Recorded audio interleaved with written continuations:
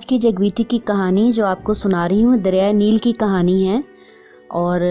کہانی کو یوں ہے کہ یہ حضرت عمر فاروق رضی اللہ تعالیٰ عنہ کے زمانے کا واقعہ ہے کہ دریائے نیل جو تھا، ایک موسم ایسا آتا تھا جس میں دریائے نیل خشک ہو جاتا تھا، اور خشک ہونے کی وجہ سے وہاں قحط سالی کا جو ہے سلسلہ شروع ہو جاتا تھا۔ وہاں کے لوگوں کی فصلیں اور ساری چیزیں تباہ و برباد ہو جاتی تھیں،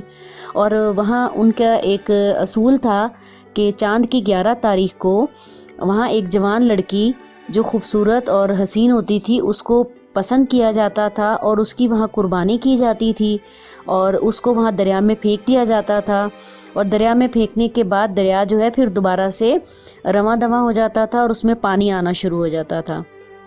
یہ ریت بہت صدیوں سے وہاں چلتی آ رہی تھی۔ حضرت عمر فاروق کے دور میں جب عمر بن عاص رضی اللہ تعالیٰ عنہ کو وہاں گورنر رائج کیا گیا تو وہ وہاں پہ اس علاقے میں گئے۔ اتفاق کی بات تھی کہ 11 تاریخ تھی چاند کی، اور وہاں بہت سارے لوگ جمع تھے۔ آپ وہاں پہنچے، آپ نے پوچھا کہ یہاں کیا ماجرا ہے، تو لوگوں نے بتایا کہ آج چاند کی 11 تاریخ ہے اور یہ دریا خشک ہو گیا ہوا ہے، اور ہر سال یہ اسی ٹائم پہ اسی موقع پہ دریا خشک ہو جاتا ہے اور یہ قربانی مانگتا ہے، اور ہم جو ہیں یہاں ایک قربانی کریں گے اس بچی کی۔ جو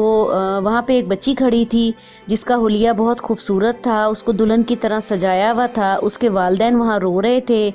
اور اس کو زیوروں سے آراستہ کیا گیا تھا، لیکن اس کا چہرے کا رنگ جو تھا وہ بالکل پیلا تھا، اس کو موت نظر آ رہی تھی، اور یہ سب لوگ اس کو وہاں پہ دریا میں دھکا دینے کے لیے اور ذبح کرنے کے لیے تیار کھڑے تھے۔ تو حضرت عمر بن عاص رضی اللہ تعالیٰ عنہ نے سختی سے اس چیز کو منع کیا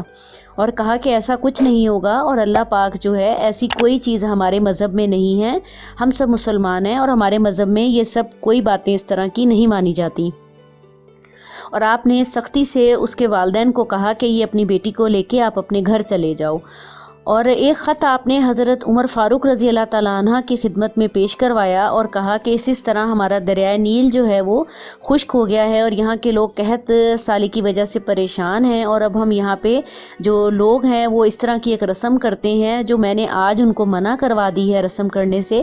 اور وہ لوگ سب اپنے آہستہ آہستہ اپنے گھروں کی طرف چلے گئے ہیں، لیکن میں بہت پریشان ہوں کہ میری قوم یا میرے لوگ جو ہیں اس طرح فصل اگر نہیں ہوئی اور کھیتی باڑی نہیں ہوئی، دوبارہ سے دریا میں روانی نہیں آئی تو میرے لیے جو ہے مشکل ہو جائے گا اور میرے لوگ یہاں پہ مر جائیں گے بھوک سے۔ حضرت عمر فاروق کو جب خط ملا، حضرت عمر فاروق رضی اللہ تعالیٰ عنہ نے اس کا جواب دیا اور اس کے ساتھ ایک رکا بھیجا۔ جو وہ خط حضرت عمر بن عاص رضی اللہ تعالیٰ عنہ کے پاس آیا اور انہوں نے وہ خط پڑھا تو اس میں لکھا تھا کہ آپ کا بہت شکریہ کہ آپ نے اللہ کی ایک بہت اچھی بات ان لوگوں کو بتائی، اور میں اس کے ساتھ ایک رکا بھیج رہا ہوں، اس رکے کو آپ پڑھ کر دریا میں پھینک دیجئے، انشاءاللہ دریا جو ہے وہ چل پڑے گا۔ اس رکے میں لکھا تھا کہ اے دریائے نیل، اگر آپ اللہ کو مانتے ہو اور اللہ کے لیے بہتے ہو تو پھر ہمیشہ کے لیے بہتے رہو، اور اگر آپ اللہ کو نہیں مانتے ہو تو آپ جو ہے بے شک خشک رہو، اور آپ کو اللہ تعالیٰ کی جو ہے برکت سے چلایا جائے گا، یا اللہ تعالیٰ اپنی برکت سے آپ کو چلائے گا انشاءاللہ۔ اور اس کے بعد انہوں نے وہ خط کو پڑھا اور وہ رکے کو جو ہے پڑھ کے اور دریائے نیل میں پھینک دیا، اور دریائے نیل میں پھینکنے کے بعد وہ واپس اپنے گھر آ گئے۔ جب وہ صبح دریائے نیل کی طرف کو گئے دیکھنے کے لیے کہ وہاں کا میں معاملہ دیکھتا ہوں کہ وہاں کیا ہے، تو وہاں دریا پورے اپنے آب و تاب پانی کے ساتھ رواں دواں تھا، اور دریائے نیل اس دن سے لے کے اور آج تک وہاں پہ مصر کے کنارے ابھی بھی دریائے نیل کی پانی کی روانی اسی طرح سے بہتی ہے،